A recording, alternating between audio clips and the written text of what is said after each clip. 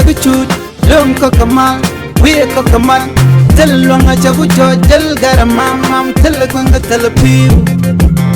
Belto, Chadak, Pakon, Ramamane.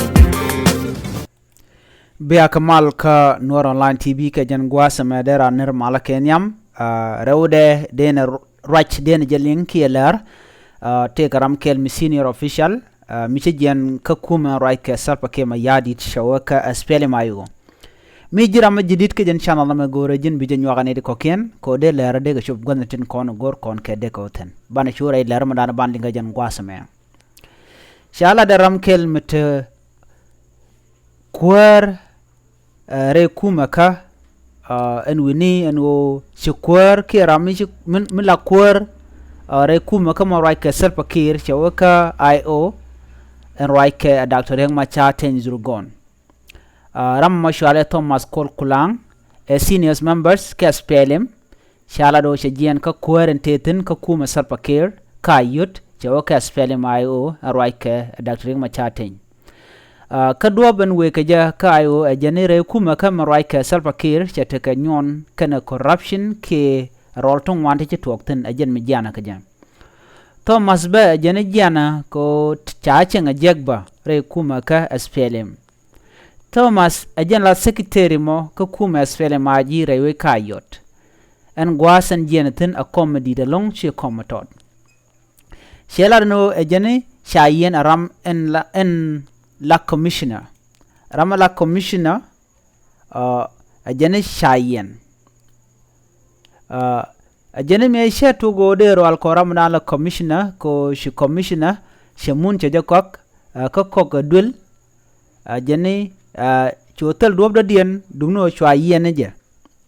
chwa yene kwarandit en la commissioner ram shwal kay shol jek shelat bano en shol jek maja menen ko ken ka shaje wojo kuma mente pin de moraike sepa ke ma yadit shelado shende te kabon mishirwa ni suka leslet keraje mo jalat en Thomas chiramdan la commissioner la shol jek shelat beno en kol men shelat shetok rebe ngwani jen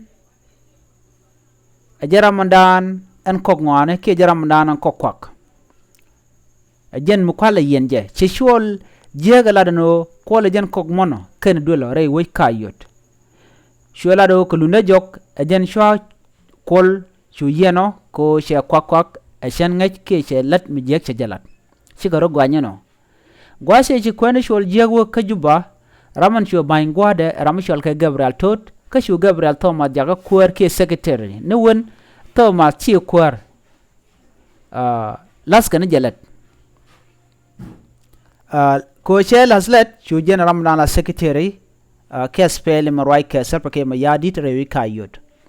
shalat IO secretary general Michael Bolano shika Thomas Lord ka tesloach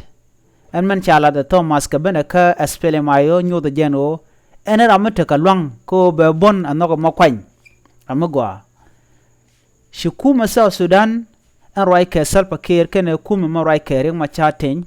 na IO shika mal tangaron kin darwel badak ko de mal derben mishala no de current re which ka South Sudan da roda kapchong ke kuje mo enaran te ka lwanki te ka chonko daro da watch daro ka pare mo dien ke ka bondo dien ko shanas kam lorno neme ajaro jadana shalat eno shirami mo seniors members kaspele maji marwai ka sapake ma yadit chabendere kuma ka Dr. Reng Machaten Zurgon ka chaja lor ka tesloa chanine kon te ka bonamo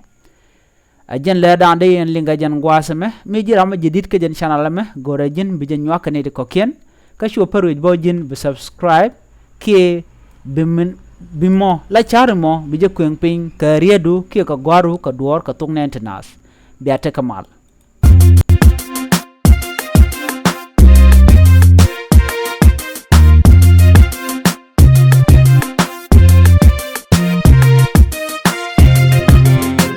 Chaguchut, Lum Kokamal, we Kokamal,